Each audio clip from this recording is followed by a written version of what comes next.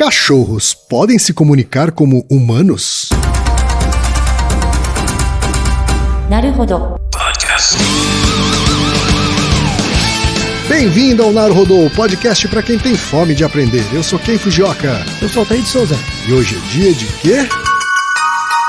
Desapontando estudos.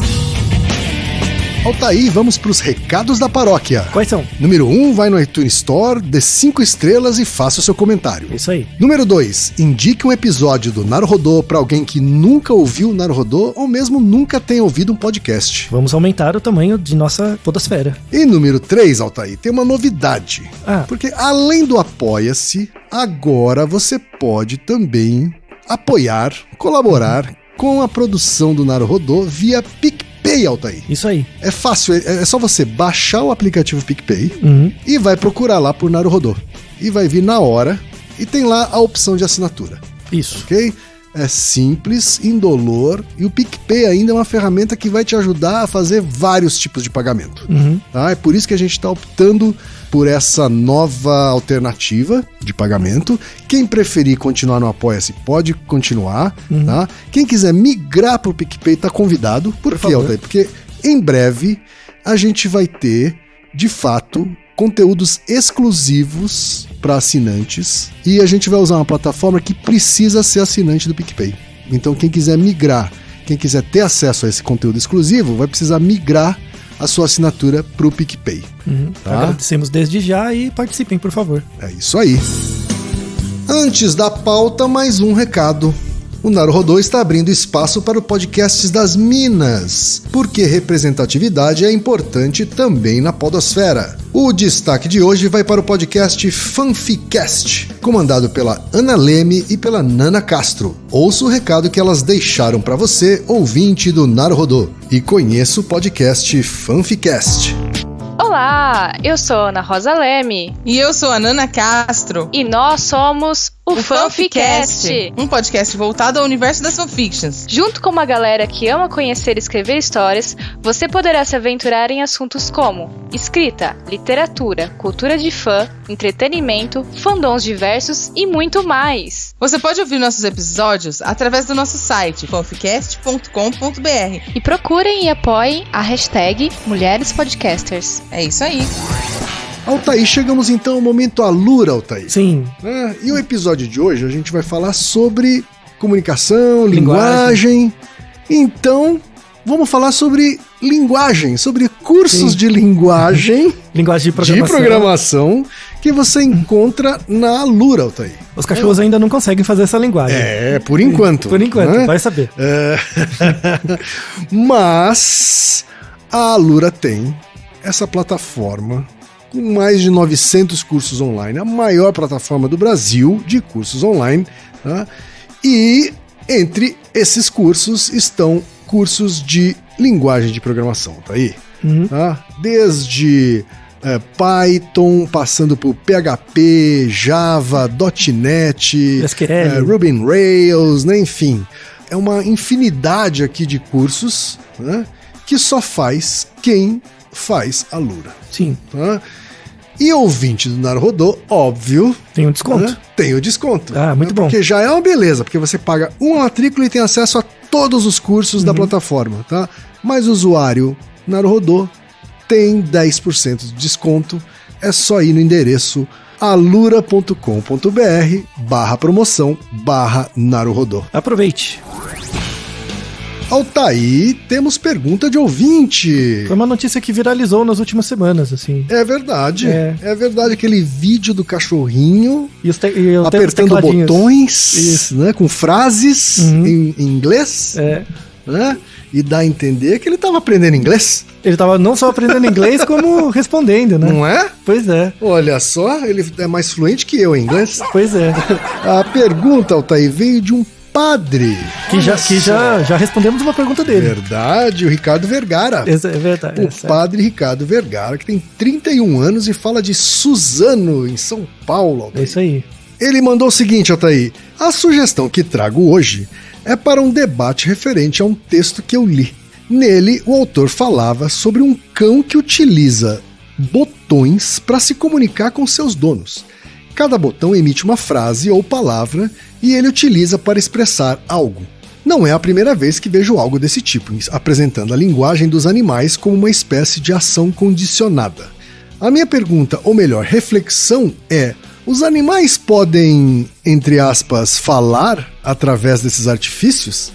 Existe uma linguagem quando se trata de interação homem-animal? E o que um experimento desse tipo nos diz a respeito do cérebro animal e de sua capacidade de expressar algo ao dono? Altair! Você já teve um cachorro falante? O meu cachorro, no máximo, me falava quando ele estava com fome. Então, mas você hoje tem gatos, mas você já teve cachorro, né? Sim. Vou falar uma lista de comportamentos, você tenta lembrar se seu cachorro já fez isso. Quando você apontava para um lugar, ele olhava para o seu dedo ou olhava para onde você estava apontando? As duas coisas. Ele chegava a olhar para onde eu estava apontando. Então ele olhava para o seu dedo de lá. Tá. Ele reconhecia comandos verbais? Sim. Quando você falava o nome dele, ele sabia que era o nome dele e não outra coisa. Alguns sons, né, alguns fonemas, ele sabia exatamente o que eu estava querendo dizer, assim, né? Se eu estava bravo, se não estava, né? E você tem a memória de, por exemplo, você falar a mesma palavra, bravo e normal, e ele ter alguma reação nele? Não, sem dúvida. A entonação também fazia parte da comunicação. Então qual é a novidade desse cachorro? A novidade desse cachorro é ele escolheu um botão certo para uma frase inteira. Então, o meu cachorro conseguia interpretar a última sílaba, né? Tá. Certo? Então, assim, não adianta você falar uma frase inteira, né? O que importava para ele era o último fonema, né? O que ficava, tá. Né? Você podia recitar um poema inteiro, mas se você falar senta no fim, ele sentava. Ah, entendi. Essa é a sua avaliação do comportamento dele. Tá. Exato. Então, na verdade, esse episódio é muito legal. Primeiro, pela questão do Desapontando Estudos, né? Tem algumas coisas de como a notícia foi publicitada, que a gente pode falar, e outras sobre o assunto em si. Falando inicialmente da notícia em si, em português, ela saiu num site, pelo menos no site que o nosso ouvinte mandou, que é o Olhar Digital, tá? No Olhar Digital lá, você entra no link, ele descreve a questão, põe até o videozinho do cachorro, né, respondendo. Tem uma correção a ser feita. Na verdade, esse cachorro foi treinado por uma moça. E na notícia em português, diz que a moça é patologista. Patologista? É, patologista. Patologia é uma área da medicina, né, que são médicos que fazem diagnóstico e tal. Na verdade, foi uma tradução ruim do inglês. Porque em inglês, assim, é bem diferente do Brasil a profissão de fonoaudiólogo. Sei. Tá? Não tem o fonoaudiologist, não tem isso em inglês. Sei. Então, na verdade, você tem o patólogo, entre aspas, patólogo dos distúrbios verbais. Então, na verdade, é uma fonoaudióloga que trabalha com isso na área clínica e tal, de reabilitação. Que em inglês é considerado uma patologista. Uma patologista verbal, algo do tipo, tá? Então, essa é uma correção importante. Então, ela trabalha diretamente com voz, né, com treinamento e tal. E ela, de fato, atende crianças, atende pessoas com dificuldades de fala. E ela trabalha com uma técnica, né, que é chamada estimulação aumentada. Né? Então, assim, às vezes a pessoa tem um problema de voz, então você treina a voz. Às vezes ela não consegue falar, né? Então, como que você consegue melhorar a capacidade comunicativa da pessoa usando devices, realidade aumentada ou outros aparatos, né? E aí ela aproveitou e treinava o cachorro, né? Porque também, para o cachorro, um botão que transmite um som é um indicador de realidade aumentada. Então, quando você interagia com o seu cachorro, é a mesma coisa dos botões, só que todos os botões estavam dentro de você. Sim. O que ela fez foi externalizar esse botão num terceiro, para saber se o cachorro generaliza. Então, você fala senta, e o botão, quando ele aperta fala senta, se o cachorro interpreta do mesmo jeito. E aí, ela até tem um perfil, né, no Instagram, que é Hunger for 4 Words. Né? Hunger for Words. Isso, faminto por palavras, né?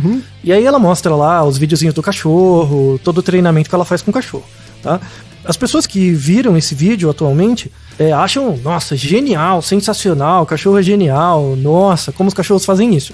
Eu confesso que eu fico um pouco triste quando eu vejo essas coisas, porque mostra de fato como as pessoas não entendem, elas acham que a gente é muito diferente deles. Né? E vice-versa, que os cachorros ou outros organismos são muito diferentes da gente e desconsideram o processo evolutivo que deu origem à linguagem. Né? Se nós temos linguagem, a gente se comunica de uma forma bem elaborada. E a gente se comunica porque a gente tem um cérebro. E esse cérebro sofreu pressões da seleção natural. É esperado que artifícios ou elementos presentes na linguagem estejam no cérebro de outros organismos. Então, o objetivo desse episódio inicialmente é trazer as evidências, que na verdade tem décadas de estudo sobre isso, não só em cachorro, mas eu vou focar nesse episódio nos cachorros, tá? E provavelmente o inverso é verdadeiro, né? Quer dizer, humanos de milhares de anos atrás, antes de serem selecionados pelo processo evolutivo, tinham também bastante limites bem diferentes de hoje na comunicação, né? Sim. Então, na verdade, assim... A linguagem era bem mais pobre, provavelmente, certo? E aí tem as teorias de como a linguagem surgiu, né? Porque a linguagem não surgiu porque é legal. Ela surgiu porque ela é adaptativa. É adaptativa. Favorecia a sobrevivência e a reprodução, né? E, então, no nosso caso, teve um boom. A linguagem gerou um boom. Então, no início, a linguagem eram sons. Então, os primeiros sons eram coisas meio... sabe? Coisas assim. Sim. Que é o que você vê símios fazendo. Quando eles têm que vocalizar. Por exemplo, eles não conseguem... Eles falam vogais, mas... sei lá, eles não conseguem, eles não têm a capacidade vocal. Então, em geral, eles usam os lábios, né, coisas do tipo. Apontar já é uma coisa muito rara, pra ele pegar e apontar uma coisa, né? Então, nos humanos, a partir do momento que a gente começa a dominar os artifícios da linguagem, e isso gera uma modificação do aparato fonador, que é a causa material, aí tem um boom. Aí vai se retroalimentando e a linguagem ganha uma expressão exponencial na nossa capacidade evolutiva. Isso vem desde o Darwin, né? O Darwin não focava muito na questão da linguagem, assim, né? Ele focava mais nas questões ligadas à causa material mesmo, né? Mas tem um cientista atual que escreveu um livro muito bom, que eu acho um dos melhores dele, que é o Steven Pinker. O Steven Pinker, o melhor livro dele pra mim é um que chama O Instinto da Linguagem, que ele coloca as teorias pelas quais a linguagem surgiu, né? E como ela se desenvolve. Qual a relação entre a linguagem e a mente? Quando eu falo... sei lá, o refrigerante está dentro da geladeira. Então, existe um refrigerante, o refrigerante está num lugar que nenhum de nós dois conhece, e se você for lá e abrir a porta, você vai achar. Isso é muito elaborado. Sim. E a gente só consegue construir essa teoria da mente por causa da linguagem. Tá? Mas não quer dizer que outros organismos não tenham. E não quer dizer que você não possa treinar eles. Tá? Então, a área do conhecimento da psicologia... Você precisa de estímulo, né? Para que isso... Você precisa de estímulo ambiental. Então, uma das teorias que o Pinker coloca, e outros teóricos também, é que a linguagem se tornou algo tão prevalente na gente porque o ambiente era um pouco mais rico. Hoje o ambiente é mais pobre, assim, no que diz respeito à estimulação. Vamos falar um pouco das evidências que a gente tem, né? Não vou falar especificamente de como surgiu a linguagem, mas das pressões seletivas que a linguagem exerce. Tá? Para você falar, você precisa de um aparelho fonador e de um cérebro. Outros organismos não têm um aparelho fonador tão desenvolvido como o nosso, mas áreas cerebrais estão ali. Então vamos focar primeiro no cachorro, porque é o alvo do vídeo. Que não é tão esperto quanto uma galinha, né? Eu nem tô mencionando. Eu nem tô mencionando isso, porque... Não, galinha é outro... Já temos um episódio, se é possível adestrar uma galinha, que é o Naruhodo... Vamos deixar na descrição, claro, que é o Naruhodo 18, né? No começo do Naruhodo, a verdade já está ali. Tem 200 episódios depois, mas isso aí não muda, né? Não sei que vocês ficam falando de cachorro e gatos, que galinha... Ai, a galinha é tão melhor que a gente... que a gente fica tentando antropomorfizar os outros bichos, né? Sim. Então, a gente acha que esperto é bicho que responde comando verbal, bicho que acena. Por que a gente faz isso? Exato. A galinha não precisa de nada disso e faz as coisas melhor que a gente. Enxerga melhor, tem teoria da mente tão boa. A galinha é muito melhor para pistas visuais. Eu acredito que em algum lugar existam galinhas produzindo estudos, papers acadêmicos sobre humanos. Não, elas ficam... nem precisa, elas têm uma capacidade de memória tão grande, elas ficam lá discutindo entre elas. Esses reles, isso ninguém vai entender. As galinhas estão lá discutindo. Será que a gente consegue fazer esses humanos se comunicarem melhor? Não, mas pensa, existem mais galinhas no mundo do que pessoas. Você tem 7 galinhas para uma pessoa. A dominação já veio. Exato, 35 bilhões de galinhas você tem. Você acha que não tem um bicho mais adaptado que a galinha? Que nada, ela usa a gente para estar tão prevalente. A galinha dominou vários outros bichos. A gente não sabe, vocês não sabem de nada. Mas enfim, você tem o Steven Pinker, né, que tem uma teoria de evolução da linguagem, que fala que a linguagem surgiu num ambiente mais rico, ambientalmente, né, e aí possibilitou o desenvolvimento da teoria da mente, e aí foi um processo exponencial. Tá? Tem um outro teórico que chama Tomazello. O Tomazello, vamos deixar um artigo na descrição também, que ele coloca que o surgimento da linguagem se deve ao mesmo princípio pelo qual surgiu as ferramentas. Tá. Sabe quando você pega um macaco que usa um graveto pra cutucar um lugar pra pegar, sei lá, coisinhas, né? E aí o Tomazello se baseia um pouco na teoria piagetiana, né? Que o ato motor leva ao ato mental. Então você usar ferramentas desenvolve certos atributos cognitivos que depois dão a base para que a linguagem surja. Sim. Então, quando eu pego um palito e coloco num buraquinho para pegar um bichinho, por exemplo, eu não preciso ficar falando. Eu só pego isso. Sim. Mas ao mesmo tempo que eu tô usando o palitinho, eu tô pensando. A partir do momento que eu faço um planejamento entre fazer uma ferramenta e usá-la, eu tenho um planejamento na minha cabeça. Eu crio uma representação mental do uso da ferramenta. Então amanhã eu já posso pensar, amanhã eu preciso fazer uma ferramenta para colocar naquele buraquinho, né? Isso dá um senso de planejamento. Depois você pode dar um nome para a ferramenta.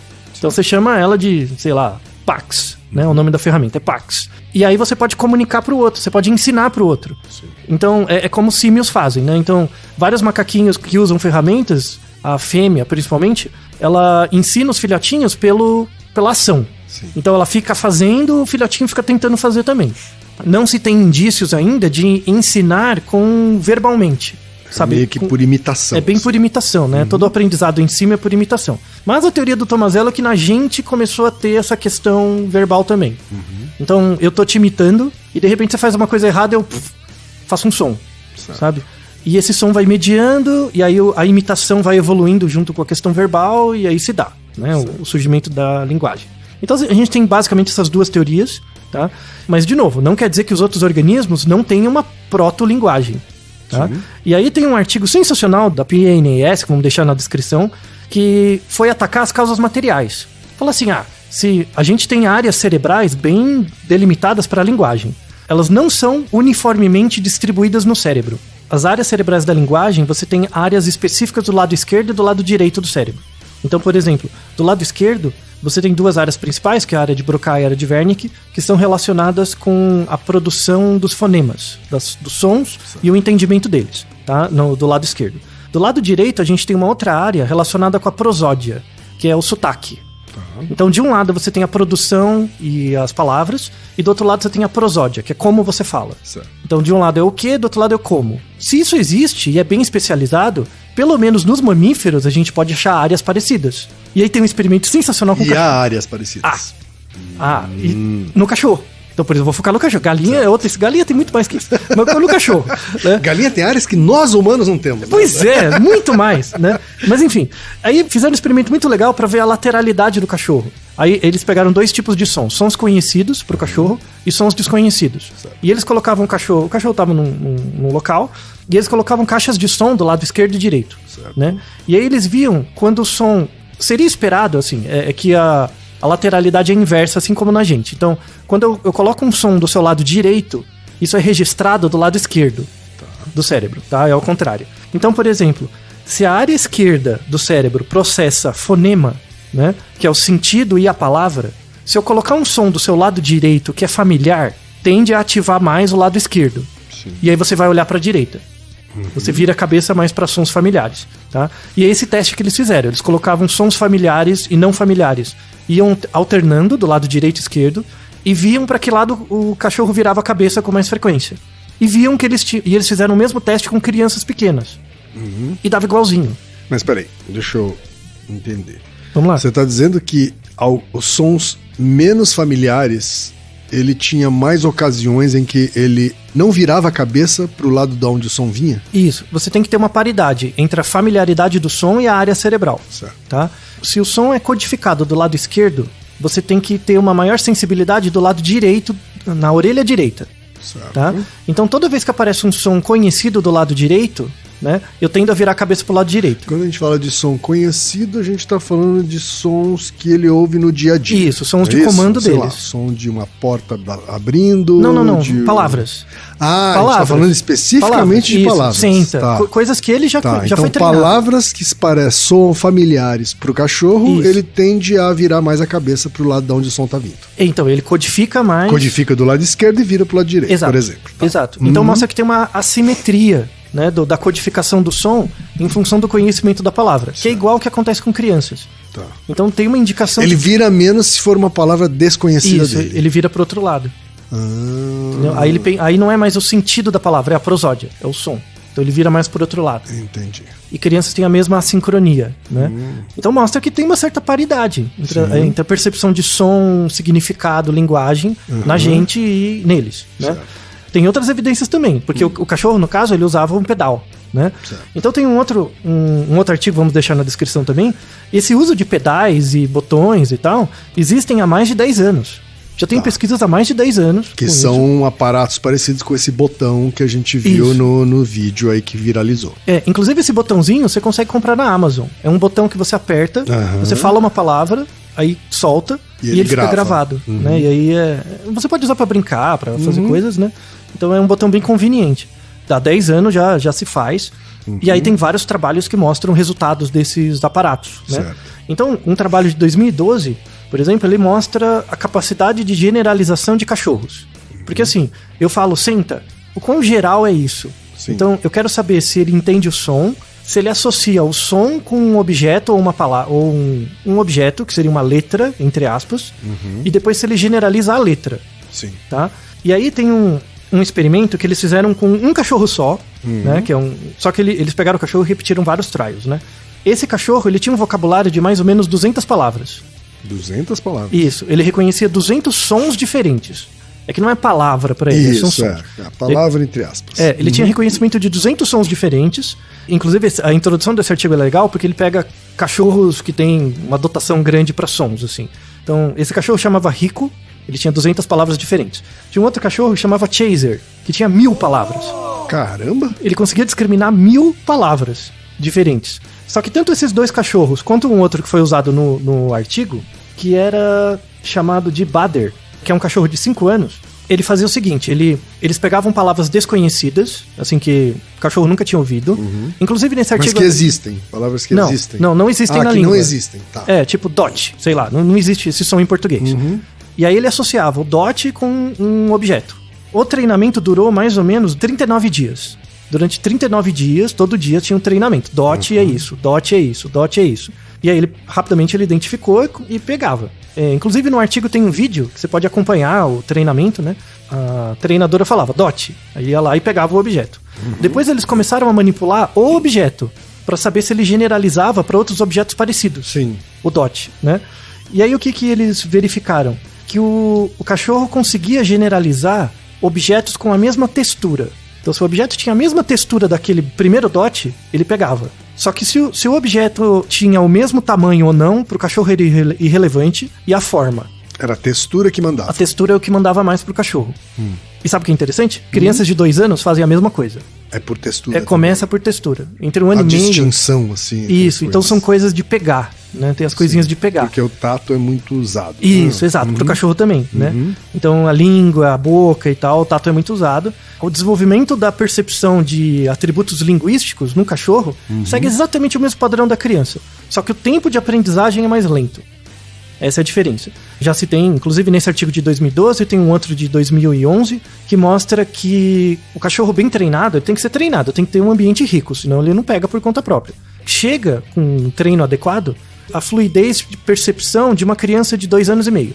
É bastante. Uma criança de 2 anos e meio tem umas 200 palavras. Assim, ela pode não ter 200 palavras verbais, mas ela entende 200 palavras no mínimo. Né? Que aí é pai e mãe que não entende, não percebe o desenvolvimento da criança. Porque às vezes você fala a palavra, ela entende a palavra, só que ela não fala, mas ela entende. O falar vem um pouco depois do entender. E a gente consegue ver muito isso em cachorro. Então a capacidade de generalização de fonemas e de associação entre fonema e objetos no cachorro é restrito aos símbolos e símbolos com a mesma textura. Então tamanho e forma não influencia muito. Aí fizeram um outro experimento para saber quantos termos o cachorro conseguia entender. Seria uma frase, né? Quantos termos? Porque criancinhas pequenas, a partir de 3 anos e meio, por exemplo, ela fala, eu vou ali. Sim. Né? Ela consegue fazer 3, 4 termos, tá?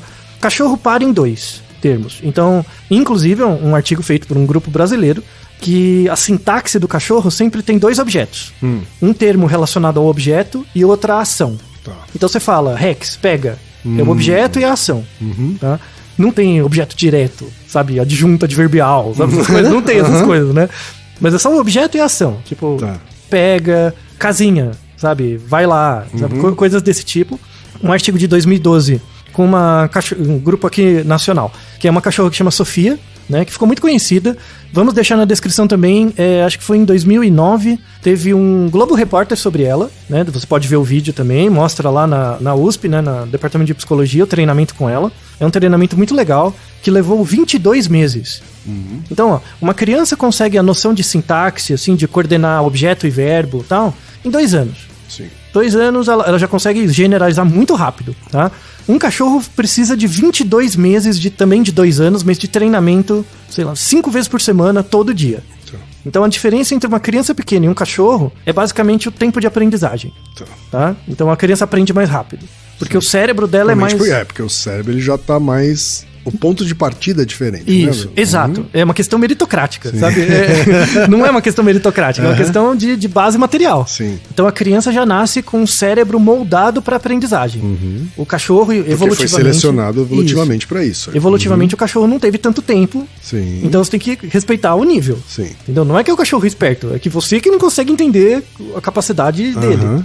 Então, mostra-se que cachorros têm uma certa indicação de linguagem, de percepção sintática, mas ele não consegue perceber, por exemplo, tempo verbal. Claro. Sabe? Tipo, vai amanhã. É elaborado demais pra ele.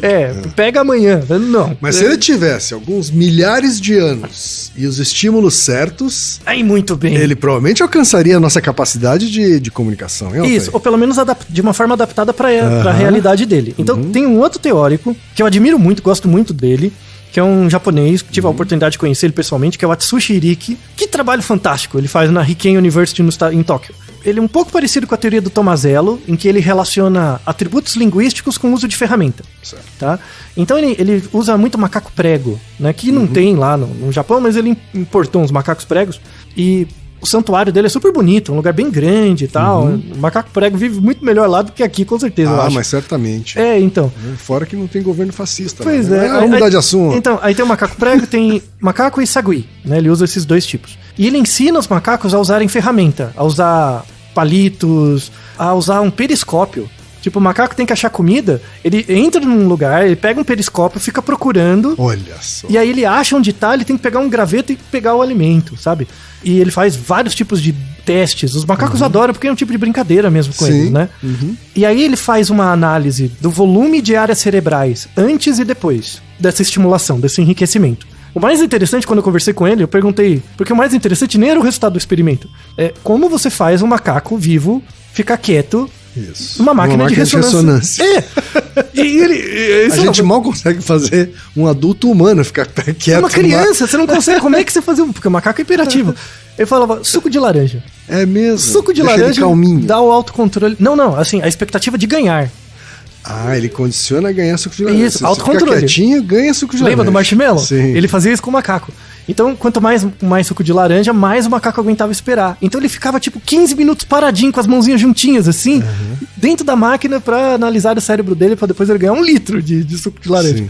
Nossa, que sensacional. E aí ele viu que, inclusive vamos deixar na descrição um vídeo com uma aula que ele deu num congresso em Paris, sensacional, inclusive com a teoria e tal, é bem interessante pra quem tiver interesse no tema, em que ele mostra um volume, um ganho de área cerebral, de volume, não é só atividade, volume. O cérebro fica maior em algumas áreas por conta do treino de estimulação e uso de ferramentas. Não é o cérebro inteiro que cresce, são algumas áreas. Sobretudo 3 áreas, 2 do lado esquerdo e 1 do lado direito, que são exatamente as equivalentes à área de Broca, de Wernicke e a área da prosódia. Então ele mostra mesmo... Ele cresce durante a vida do macaco, durante o treino. Então o treinamento dura 4 meses. Ao final dos 4 meses ele tá com esse crescimento específico aí em regiões específicas do cérebro. O volume aumenta 15% em 4 meses, só com estimulação. E aí ele pressupõe que tem uma relação disso entre isso e o desenvolvimento tanto de aparatos linguísticos quanto da teoria da mente. Certo. Que é a capacidade de se colocar no lugar do outro, entender o que o outro sente e tal. Então ele propõe um enriquecimento ambiental, ele corrobora essa teoria de que o enriquecimento ambiental no nosso passado evolutivo foi o que nos deu a linguagem. Certo. E os outros organismos só não desenvolveram porque não tiveram oportunidade. Sensacional. Não é sensacional? Sensacional. Nossa, interessante demais, né? E eu falo com muita alegria, assim, porque é a minha área, né? Eu sou etólogo, né? E esses são estudos em etologia. Inclusive, temos uma das referências mundiais no estudo desses tecladinhos, infelizmente falecido em 2012, grande professor César Hades. Sim. Né? Então, esse episódio é uma homenagem a ele também. Esse artigo que eu citei sobre a capacidade sintática da Sofia é um artigo que ele escreveu em 2012. O artigo foi publicado pós-mortem, infelizmente, né? Por uma aluna dele. Porque ele estava super ativo, né? Muito, quando faleceu. Vamos deixar na descrição um vídeo em homenagem do Pirula, né? Que o Pirula, na mesma semana, assim, que o César Hades infelizmente faleceu, fez um vídeo. Tem um vídeo também que o próprio César Hades se apresenta e fala um pouco da carreira dele. E ele é um dos pais da etologia no Brasil, né? Então, sim, vale a pena um pequeno parênteses para uma homenagem sobre ele. César Hades nasceu no Cairo, né, no Egito, e veio com cerca de 13 anos para o Brasil e sempre se interessou por psicologia. Mas ele tinha também um interesse muito grande em comportamento animal. E, por sorte, a psicologia da USP, especificamente, é um curso da área de biológicas. Então, quando ele foi fundado, né, os primeiros professores vieram da França, da Alemanha e tal, eles trouxeram uma perspectiva muito biológica para a psicologia, o que era muito bom, porque o rigor matemático era muito maior. O rigor matemático e biológico, né, científico. Tá? Então, o César Hades foi meu professor na graduação, eu aprendi etologia com ele, a gente conviveu muito, ia em congresso e tal. Ele foi diretor do Instituto de Psicologia, né, quando eu estava já na pós-graduação. Tem várias cenas com César Hades que para mim mostram que é ser um verdadeiro cientista, assim, e me moldam muito, assim. Eu tenho certeza que se ele fosse divulgador científico hoje, ele teria esse perfil. Ele era diretor do Instituto, ele acho que já estava indo pro IEA, pro Instituto de Estudos Avançados da USP, sabe? Ele foi presidente do Instituto. E aí eu tava dentro da psicologia andando, assim, aí eu saí do prédio, e quando eu vi, ele tava de 4, num canto, assim, do lado da porta, todo torto, assim, com uma câmera na mão. Ele andava sempre com uma câmerazinha pequenininha, né? E ele todo torto, assim, meio, né? Aí eu olhei, professor, tá tudo bem? No chão, né? No chão, meio de lado, situação... assim, quase vexatória. E aí, você olhando, e aí eu falei, professor, tá tudo bem? Aconteceu alguma coisa? Ele falou, não, eu quero tirar foto dessa lagarta. Tinha uma lagarta no chão, e ele tentando tirar foto da lagarta, sabe? E mostra o espírito dele. Ele sempre tinha esse espírito de meter o louco, sabe? De fazer bons experimentos, de olhar os experimentos. Ele sempre trabalhou com aranhas, né? Então tem um experimento muito legal. Só um exemplo, ele fazia a aranha fazer uma teia dentro de um lugar. E aí ele observava quando a aranha pegava uma mosquinha e guardava. Aí ele fazia, será que se eu virar o lugar onde ela tá de ponta cabeça, ela vai saber que vai estar ali? O mestrado dele foi sobre memória em aranha. Percepção de memória. Que gênio, sabe? Uma cabeça genial. Você me moldou muito essa coisa de meter o louco, sabe? Tem um pouco... Eu tenho um certo DNA dele no memético, no Naruhodo, sabe? Que é essa coisa de meter o louco, não, vamos estudar isso. E esse estudo com cachorro... De não ter pergunta burra, né? De não ter pergunta idiota. Não ter pergunta idiota não perguntar, né? Essa ideia do cachorro, pra ele... vamos estudar cachorro? Porque ele estudava qualquer bicho. Cachorro, cavalo, tudo. Né? E aí ele... Não, vamos estudar generalização de conceitos em cachorro. E ele escreveu um artigo, isso era 2008, né? Que foi o primeiro, em que ele estudava o senso de referencialidade em organismos, mas ele começou até na aranha, mas depois ele foi pro cachorro. E aí ele escreveu, inclusive é usado na teoria hoje, né? O grande legado dele para essa área, né, de estudos com cachorro, são 5 atributos comportamentais para você dizer que um cachorro está se referindo a algo. Porque assim, uma coisa é eu falar, o cachorro apertou porque quis. Não, você está inferindo na cabeça do cachorro. Como é que você sabe? Como é que, observacionalmente, você faz um protocolo para dizer que o cachorro fez, de fato, algo? É muito difícil, né? E ele deu 5 atributos, assim, que você pode montar os experimentos. E todos os outros artigos que surgiram depois usam esse paradigma que ele fez. Os 5 atributos de referencialidade são os seguintes. O primeiro, o sinal que o cachorro ou o organismo está usando, ele só pode ser usado socialmente. Então, por exemplo, o cachorro ele fez um experimento assim, que o cachorro tava numa salinha e tinha 2 potes. Um pote com comida que ele gostava e o outro que não. Que assim, era uma comida, mas ele não gostava. Só que para ele ter acesso à comida, ele dependia de alguém que tava num balcão. Certo. Tá? Então ele meio que tinha que, entre aspas, avisar a pessoa do balcão qual ele queria. Pra pessoa acionar um botão e liberar a comida. E aí ele estudava o que o cachorro fazia pro cara saber que era o lado certo, né? Que não, puxa esse aqui da esquerda, porque é esse que eu quero. Então, ele percebeu que os cachorros usavam certos comportamentos que eles só usavam no contexto social, quando tinha um outro cachorro ou outra pessoa. Sim. Tá? Esse é o primeiro. O segundo, o cachorro, no caso, ele tem que olhar pra onde ele quer e pra pessoa. Então eu olho pra você e olho pra onde eu quero que você faça. Tem que ter esse desvio de olhar. Então, o sinal tem que ser usado socialmente, tem que ter uma olhada para o objeto e para o referente, tem que ter um comportamento de interesse, ativamente, né? Tem que ter uma influência da direção da ação. Então, o cachorro tem que estar direcionado para o lado que ele quer. Ele nunca vai estar de costas para você fazendo isso. E o quinto seria a persistência. Se não dá certo, ele tenta de novo, tenta de novo, tenta de novo. E tem um último que é relacionado à persistência, que se mesmo assim ele não consegue, ele vocaliza. Ele late, ele faz alguma coisa, um barulho. Tá? Ele criou um protocolo, então. Exato, um protocolo. Ele foi fundador desse protocolo. Todos os outros estudos que vieram depois usam esse. Tá. Grande legado, um dos grandes legados do Cesarades. Monstro, né? E é bom a gente saber que houve um brasileiro, Sim, né, um sim. cientista brasileiro Sim, etólogo. à frente desse tipo de coisa. Né? Sim, foi o orientador do Cesarades, era o Walter Hugo, que tá vivo ainda, e também etólogo, o pai da etologia, né, no Brasil. O Cesarades foi orientador da minha orientadora, que é a Emma Ota, né? Aliás, uma coisa, provavelmente você não sabe, eu admiro muito o trabalho dele, um grande psicanalista, que é o Christian Dunker. Sim. Né? O Christian Dunker fez USP e ele fez o mestrado dele em etologia. Ah, é? Na mesma área. Inclusive Olha só. era um tema de mestrado que era a contribuição da etologia para a psicopatologia. E a orientadora dele foi a mesma que a minha, foi a Emma. E ele também gosta de meter o louco de vez em Sim, quando. e exatamente, esse é o espírito. Esse é o espírito. Então, assim, essa homenagem é muito simples, mas na verdade é o que se dá pra fazer por hora, mas na verdade as homenagens tinham que ser sempre. Então eu recomendo a todos que vejam o vídeo do Cesarades, veja o vídeo de homenagem do Pirula também, e veja os artigos, eu deixei 3 artigos na descrição que o Cesarades contribuiu, com as contribuições dele para o campo, né? Seguindo um pouquinho mais na questão das habilidades caninas, temos um Naruhodo sobre isso, que é o Naruhodo 41, que é se bocejo é contagioso, né? Então, quando você boceja, outras pessoas tendem a bocejar. Sim. Você acha que cachorro faz isso? Você acha que bocejo é contagioso? Depois de tudo que a gente falou sobre os cachorros aqui, eu tendo a achar que sim.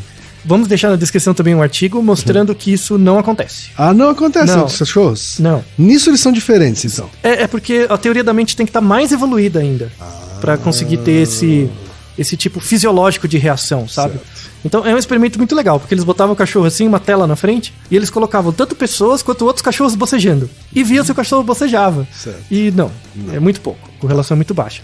Então, porque pra gente o bocejo é quase fisiológico, né? Sim. Você vê alguém bocejando, você não fica pensando, você boceja, né? Então é uma ativação neuronal muito forte, assim. Então, mas existe a teoria que se você treinar o cachorro o suficiente, ele pode ter essa reação também, tá? Mas aí precisa de muito treino, às vezes mais do que o tempo de vida dele. Então por isso que os cachorros não conseguem, tá? Então... Quer dizer, o cachorro naquela dimensão tempo-espaço em que ele tá mais desenvolvido até do que a gente, lá é contagioso. Sim. Então, inclusive, podemos fazer alguma previsão, uma predição. Você sabe, se você desenvolver tanto cachorros quanto outros símios, né, outros mamíferos, uso de ferramentas, porque apertar o botão é o uso de uma ferramenta, né? E isso pode ter uma associação com o desenvolvimento de algumas áreas que no ambiente evolutivo, né, então vamos falar de milhares de anos, pode gerar o desenvolvimento de atributos linguísticos. Sim. O fato do cachorro utilizar palavras não quer dizer que ele as produza, porque ele precisa ter um aparato fonador. Isso leva milhões de anos, né? Mas podemos dizer que o macaco e o cachorro podem aprender a digitar. Certo. Mas isso, milhares de anos. Quando você pensa em milhões, talvez ele aprenda a falar. Tá? Mas isso está no cérebro deles, assim como está no nosso também. É uma questão de escala e estimulação ambiental. Tá? Isso mostra o grande mérito da etologia na explicação dos comportamentos. Tá? Na verdade, assim, esse episódio, além de ser uma homenagem ao Cesarades, mostra que o Brasil já está muito na frente desses estudos, saiu agora dos Estados Unidos. Olha só. A gente já estava muito na frente. Chupa, Estados Unidos. Em relação a isso, sim. O Brasil está ainda na vanguarda desses estudos em etologia, então vamos deixar uns artigos recentes para quem tiver interesse em acompanhar essa área. E eu queria encerrar com uma frase do próprio César, né? Que ele falava, que na verdade resume o Naruhodo. Eu ouvi essa frase da boca dele e virou uma expressão, né? Que muitas pessoas repetem. Essa frase tem que ser lida de um jeito bem cotidiano, assim, né? Sim. Ele falava, toda hora a gente descobre coisas. Sempre tem alguma coisa nova. E essas coisas novas te ensinam a corrigir as concepções que você já tinha. Sabe? Esse é o espírito do pensamento científico, que é o que todo mundo devia ter. Tem uma humildade aí dentro desse pensamento. Sempre. Né? A etologia bebe nisso. Eu me sinto muito honrado por ser etólogo. E eu me sinto um cientista muito mais sólido e para além da psicologia, exatamente por conta tanto da inspiração do César quanto de frases como essa, né? Tive muita sorte de ter sido ensinado por pessoas que pensam assim. Então, obrigado, Padre Ricardo Vergara, que nos permitiu aqui, né? Nos possibilitou esse episódio, que é também uma singela homenagem ao professor César Hades. Isso aí. Né? Naruhodô, ilustríssimo 20. Naruhodô. Você sabia que pode ajudar a manter o Naruhodô no ar? Ao contribuir, você pode ter acesso ao grupo fechado no Facebook e receber conteúdos exclusivos. Acesse apoia.se/Naruhodô Podcast.